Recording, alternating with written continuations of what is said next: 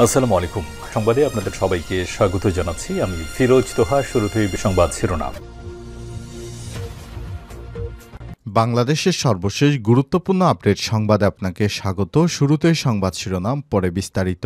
শুরুতেই জানাবো, আওয়ামী লীগ কোনো রাজনৈতিক দল না বললেন হাসনাত। বৈষম্যবিরোধী ছাত্র আন্দোলনের আহ্বায়ক হাসনাত আব্দুল্লাহ বলেছেন, আওয়ামী লীগ কোনো রাজনৈতিক দল নয়, এটি একটি ফ্যাসিবাদী শক্তি, ভারতের এজেন্ট। তাদের ভিত্তি মিথ্যার উপর প্রতিষ্ঠিত। এরপর জানাবো, ধামরাই যুবলীগের নেতা মোহনগঞ্জ থেকে গ্রেপ্তার। বৈষম্যবিরোধী ছাত্র আন্দোলনে ছাত্র হত্যা মামলার আসামি ঢাকার ধামরাই উপজেলা যুবলীগের নেতা কামরুল ইসলাম ৪৩ নেত্রকোনার মোহনগঞ্জ থেকে গ্রেপ্তার করেছে পুলিশ। গত ভোরে উপজেলার পূর্ব পেরিরচর গ্রামের এক ব্যক্তির বাড়ি থেকে তাকে গ্রেপ্তার করে পুলিশের একটি দল।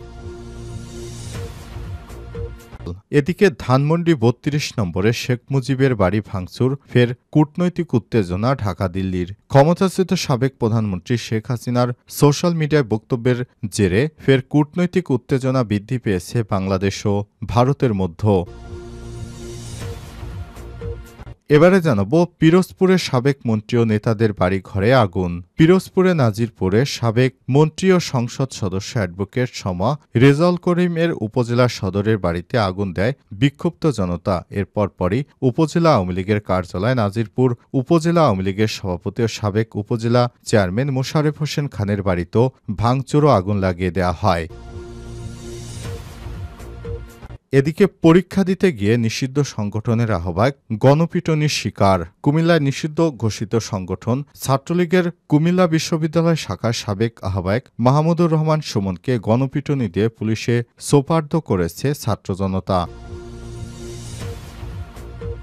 এবং সর্বশেষ জানাবো, আমিরাতে ক্ষমা পাওয়া সেই প্রবাসীদের আলটিমেটাম। বৈষম্যবিরোধী ছাত্র আন্দোলনের সংহতি প্রকাশ করে সংযুক্ত আরব আমিরাতে বিক্ষোভ করে সাজা পেয়েছিলেন ৫৭ জন বাংলাদেশি। অন্তর্বর্তীকালীন সরকারের দায়িত্ব গ্রহণের পর প্রধান উপদেষ্টা ড. মোহাম্মদ ইউনূসের বিশেষ অনুরোধে তাদের সাজা স্থগিত করে দেশটি। এখন তারা প্রধান উপদেষ্টার সঙ্গে সাক্ষাতের দাবি জানিয়ে ৪৮ ঘণ্টার সময় বেঁধে দিয়েছেন। তা না হলে কঠোর কর্মসূচির আলটিমেটাম দিয়েছেন তারা। নিজেদের ক্ষতিগ্রস্ত দাবি করে এই আলটিমেটাম দিয়েছেন তারা। প্রিয় দর্শক, এতক্ষণ শুনছিলেন সংবাদ শিরোনাম, এবারে বিস্তারিত। তবে তার আগে বন্ধুরা, অনুরোধ থাকবে সংবাদটিতে একটি লাইক দিন। এই চ্যানেলে আপনি নতুন হয়ে থাকলে আমাদের সংবাদটি দেখতে দেখতে চ্যানেলটি সাবস্ক্রাইব করে রাখুন। কমেন্ট করে বন্ধুরা আপনার মূল্যবান মতামত জানিয়ে দিন আপনি বিশ্বের কোন দেশ থেকে বা বাংলাদেশের কোন স্থান থেকে আমাদের সংবাদটি দেখছেন এবং শুনছেন। এবারে বিস্তারিত। আওয়ামী লীগ কোনো রাজনৈতিক দল নয়, হাসনাত আব্দুল্লাহ। বৈষম্যবিরোধী ছাত্র আন্দোলনের আহ্বায়ক হাসনাত আব্দুল্লাহ বলেছেন, আওয়ামী লীগ কোনো রাজনৈতিক দল নয়, একটি ফ্যাসিবাদী শক্তি, তাদের ভিত্তি মিথ্যার উপর প্রতিষ্ঠিত। আর শুক্রবার ব্যক্তিগত ফেসবুক পেজ থেকে এক লাইভে এসব মন্তব্য করেছেন তিনি বলেছেন, আওয়ামী লীগের মধ্যে ন্যূনতম সরি ফিলিংস নেই, এখনও হুমকি ধামকি অব্যাহত আছে। এ সময় হাসনাত আব্দুল্লাহ কোনো জাতীয় সম্পদের ক্ষতি না করার আহ্বান জানিয়ে বলেন, ৩২ নম্বরের বাড়ি ৫ই আগস্ট ধূলিসাৎ করে দেওয়া উচিত ছিল, যেটা পরবর্তী সবাই স্বতঃস্ফূর্তভাবে করেছে।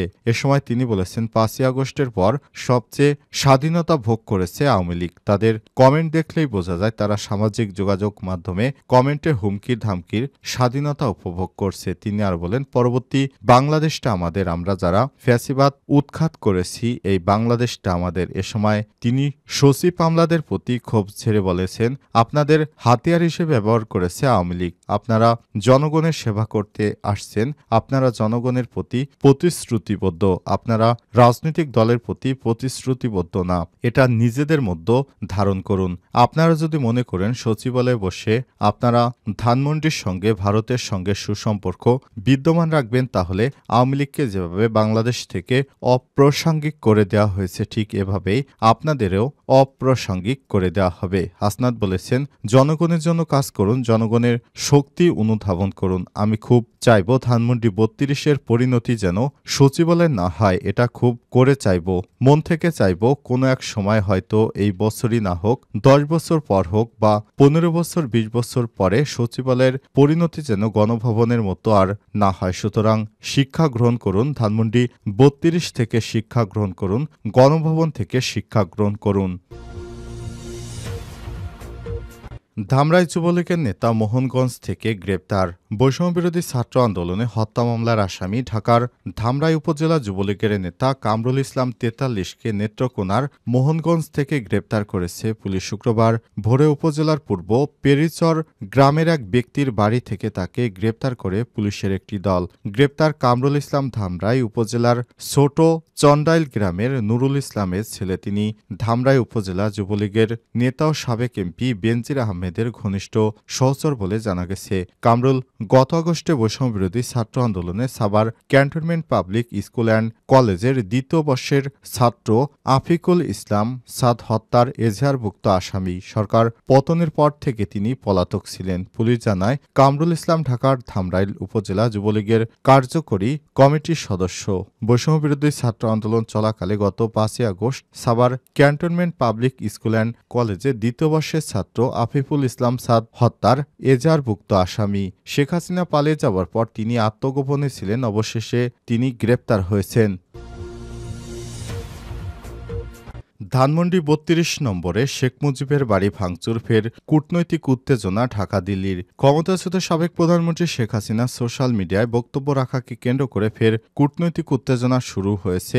বাংলাদেশ ও ভারতের মধ্যে হাসিনার বক্তব্যকে বানোয়াট ও উস্কানি অভিহিত করে আনুষ্ঠানিক প্রতিবাদ জানিয়ে ভারতের ভারপ্রাপ্ত হাইকমিশনারকে তলব করেছে বাংলাদেশ। শুক্রবার ৭ই জানুয়ারি ফেব্রুয়ারি সংবাদ মাধ্যম টাইমস অব ইন্ডিয়ার এক প্রতিবেদনে বলা হয়েছে, ভারতে অবস্থানরত বাংলাদেশের সাবেক প্রধানমন্ত্রী মানবতা বিরোধী অপরাধ এর ওয়ারেন্টভুক্ত আসামি শেখ হাসিনা যেন বক্তব্য না দেয়, সেজন্য ঢাকার ভারতীয় হাইকমিশন এর ভারপ্রাপ্ত কমিশনার পবন বাধেকে তলব করে প্রতিবাদ নোট দেওয়ার পাশাপাশি আনুষ্ঠানিক প্রতিবাদ জানিয়েছে বাংলাদেশ। এতে ঢাকা নয়াদিল্লির মতো কূটনৈতিক উত্তেজনা আরও বেড়েছে। প্রতিবেদনে আরও বলা হয়েছে, ছাত্র জনতার ব্যাপক আন্দোলন ও গণবিপ্লবের মুখে গত বছরের ৫ই আগস্ট প্রধানমন্ত্রীর পদ থেকে পদত্যাগ করে দেশ ছেড়ে ভারতে পালাতে বাধ্য হন শেখ হাসিনা। সম্প্রতি ফেসবুক লাইভে তিনি বক্তব্য দেন। আর এটিকে কেন্দ্র করে ঢাকা ধানমন্ডি ৩২ নম্বরে শেখ মুজিবের বাড়িতে হামলা ও ভাঙচুর, অগ্নিসংযোগ করেছে বিক্ষুব্ধ ছাত্র জনতা। ভারতের ভারপ্রাপ্ত হাইকমিশনের কাছে দেয়া প্রতিবাদ নোটে বাংলাদেশের পররাষ্ট্র মন্ত্রণালয় গভীর উদ্বেগ প্রকাশ, হতাশা এবং গুরুতর আপত্তি প্রকাশ করেছে। হাসিনার বিদ্বেষপূর্ণ বক্তব্য, বিবৃতিগুলো ঢাকা দিল্লির মধ্যে সুস্থ সম্পর্ক গড়ে তোলার জন্য সহায়ক নয় বলেও উল্লেখ করা হয়েছে এতে। পিরোজপুরের সাবেক মন্ত্রী ও নেতাদের বাড়িঘরে আগুন। পিরোজপুরের নাজিরপুর সাবেক মন্ত্রী ও সংসদ সদস্য অ্যাডভোকেট সমা রেজাউল করিমের উপজেলা সদরের বাড়িতে আগুন দেয় বিক্ষুব্ধ জনতা। এরপর পরই উপজেলা আওয়ামী লীগের কার্যালয়, নাজিরপুর উপজেলা আওয়ামী লীগের সভাপতি ও সাবেক উপজেলা চেয়ারম্যান মোশারেফ হোসেন খানের বাড়ি ভাঙচুর ও আগুন লাগিয়ে দেওয়া হয়। ভাঙচুর চালিয়ে আগুন দেওয়া হয় মন্ত্রী রেজাউল করিমের ভাই সাবেক উপজেলা চেয়ারম্যান নূরে আলম শাহিনের নাজিরপুরের বাড়িও। একই সময় নাজিরপুর উপজেলা যুবলীগের সাধারণ সম্পাদক চঞ্চল কান্তি বিশ্বাস ও উপজেলার ভাইস চেয়ারম্যান শেখ মুস্তাফিজুর রহমানের বাড়িতে ভাঙচুরের পর অগ্নিসংযোগ করে বিক্ষুব্ধ জনতা। বৃহস্পতিবার রাত ৯টা থেকে ১২টা পর্যন্ত এসব কাজে অংশগ্রহণ করে বিক্ষুব্ধ ছাত্র জনতা। স্থানীয়রা জানায়, বৃহস্পতিবার রাত ৮:৩০টার দিকে একদল বিক্ষুব্ধ ছাত্র জনতা উপজেলা সদরে একত্র হয়। এরপর মিছিল করে উপজেলার বিভিন্ন সড়ক ঘুরে উপজেলা আওয়ামী লীগের দলীয় কার্যালয় ও আওয়ামী লীগের সাবেক জনপ্রতিনিধি ও নেতাকর্মীদের বাড়িসহ বিভিন্ন স্থাপনায় ভাঙচুর ও আগুন ধরিয়ে দেয়। অন্যদিকে পিরোজপুর সদর উপজেলার সাবেক চেয়ারম্যান এস.এম. বায়েজিদ হোসেনের পিরোজপুর পৌর শহরের বাইপাস সড়কের বাড়িতে প্রথমে লুটপাট ও ভাঙচুর করে পরে আগুন দিয়েছে বিক্ষুব্ধ জনতা। বৃহস্পতিবার রাত 11:30টার দিকে এই ঘটনা ঘটে বলে জানান প্রত্যক্ষদর্শীরা। গণঅভ্যুত্থানে শেখ হাসিনা সরকারের পতনের পর গত ৫ ও ৬ আগস্ট এসব বাড়িতে হামলা ও ভাঙচুর চালিয়ে অগ্নিসংযোগ করা হয়েছিল। গত ৫ই আগস্টের পর থেকে রেজাউল করিম আত্মগোপনে রয়েছেন।